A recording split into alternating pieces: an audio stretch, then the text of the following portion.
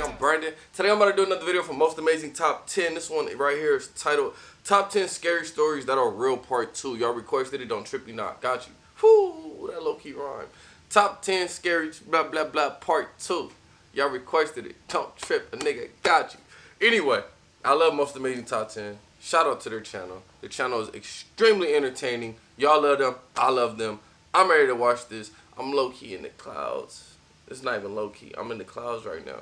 So, these are scary stories that are real. I might get scared. Who knows? Let's hop on into it. Oh, before we hop into it, a lot of people have been saying, Brandon, why you got this picture of the money bag? Because you know why? I want y'all to see a bag of money every day. Every time y'all watch me, I want you to see a bag of money. So you could chase that bag. You feel me? Go after that bag. I'm getting the bag. I want y'all to get the bag too, bro. I want y'all to visualize this right here in your bedroom. You feel me? Get the bag like me. I want all y'all to be rich and successful. You know? Let's hop on into it. Welcome back, guys, to Most Amazing Top 10. My name's Danny Burke. Do you remember when I talked about scary stories that are extra scary because they're also true? That video up here got a lot of good feedback from everyone. I don't know what it is that you guys like about being scared so much, but you really do love it. So fear not. I am back with more terrifying truths with the top 10 scary stories that are real, part 2. Starting off at number 10, we have the killer body fumes. In 1994, Gloria Ramirez was rushed to hospital with breathing problems and ended up dying from heart and kidney failure. While they were trying to save her, the ER staff inserted an IV drip into her and drew some blood. They said it smelt like ammonia, and some people reported her skin being covered in a strange oily layer. The nurse then noticed strange particles floating in the blood. Soon, she fainted. Then the doctor left the room, sat down, and also fainted. Next, a respiratory therapist in the room fainted. People started dropping like flies. When they woke up, they couldn't stop shaking, and their skin felt like it was on fire. The ones who were closest to Gloria Ramirez ended up being hospitalized for days, but out of the 37 emergency room staff members, 23 of them experienced some of these strange symptoms. Scientists have struggled to put forward a theory as to why Gloria Ramirez's body was just so toxic and how fumes from her blood were just so dangerous. Coming at number 9 now. That's how toxic she was in real life? In 2014, a family in Westfield, New Jersey were forced to flee their brand new $1.3 million home after receiving letters from someone who called themselves the Watcher. Now, the Watcher had told the new family that the home had been in his family for decades and that they were put in charge of watching and waiting for its second coming. Now, if that doesn't sound creepy enough, wait till you hear this. The Watcher then asked if the family's children had found what's in the walls yet, and also said, I am pleased to know your names now and the names of the young blood you have brought to me. Quite rightly, the family left soon after that, and the police never found out who the Watcher really was. No new letters have been sent, and it's thought the Watcher is just waiting to watch the new arrivals. Next up, at number 8 now, we have Heaven's Gate. In 1974, a group called Heaven's Gate formed in the United States. They believed the Earth was about to be recycled. All life would apparently be wiped out, and the only way for them to be saved was to evacuate the planet and get onto a spacecraft that was traveling behind an approaching comet. How?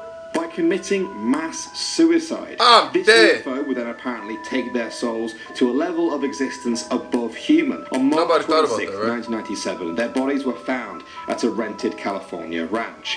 38 members had killed themselves by taking a lethal cocktail. Police found all of them lying neatly in their own bunk beds. Their faces were covered with a square purple cloth. All of them had black sweatpants and joggers on, brand new Nike shoes and armband patches that said Heaven's Gate Away Team. This was not a joke.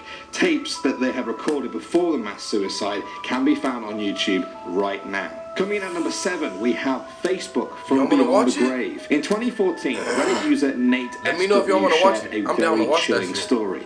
On the 7th of August 2012, his girlfriend Emily was killed in a car crash. They had been dating for 5 years. 13 months passed with Nate trying to move on from that, and then on September 4th, 2013, he got a Facebook message from her. At first, Nathan presumed it was from Emily's mother, who he had given the Facebook password to. It probably was. A few more months passed, and then the messages continued again, making references to some of their past conversations. Then he started getting notifications from her where she would tag herself in his pictures in empty spaces where she should have been.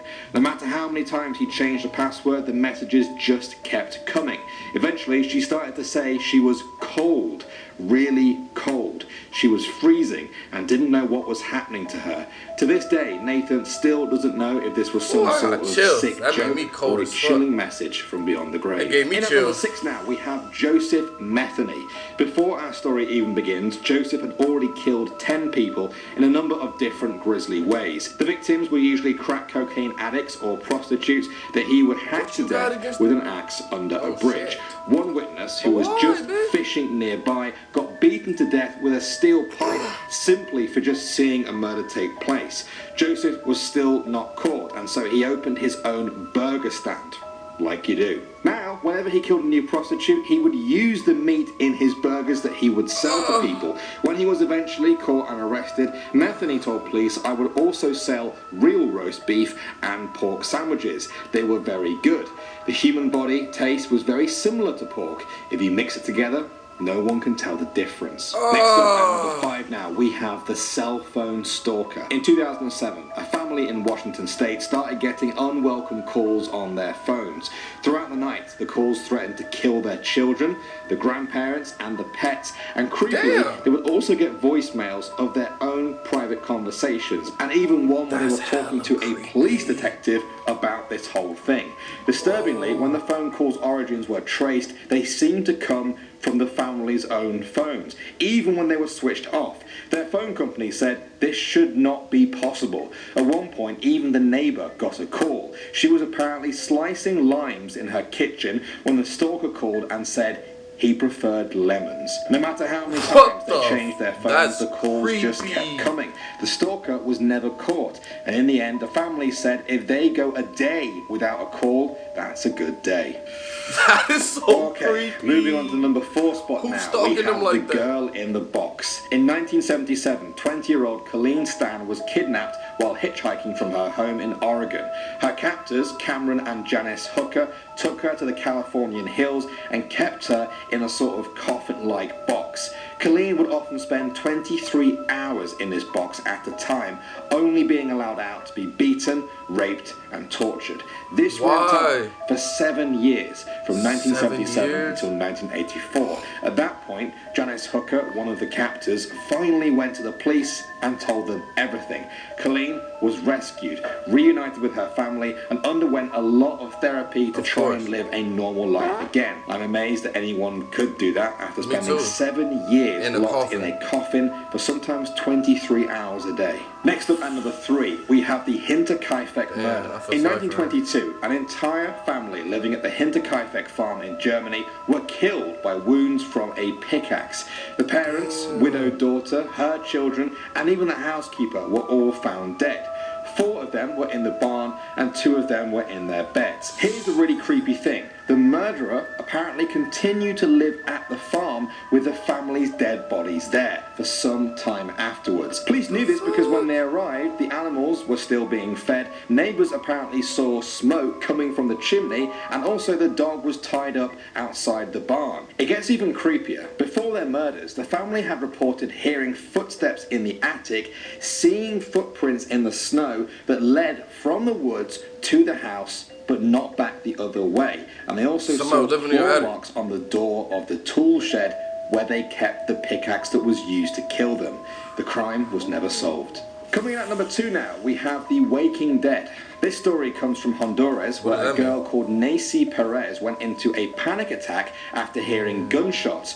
When she started foaming at the mouth, a priest was called to exorcise her of an evil spirit. Soon though, she was pronounced dead in hospital and buried in her wedding dress at the cemetery. A day after the funeral, her husband was visiting her grave when he heard banging and screaming coming from inside the concrete tomb. A graveyard worker confirmed hearing the exact same thing. The family arrived, smashed open the tomb and took her to hospital. Her cousin said she put her hand on her body and she was still warm. She had scratches on her forehead and bruises on her fingers. It looked like she had tried desperately to get out of the casket and had hurt herself.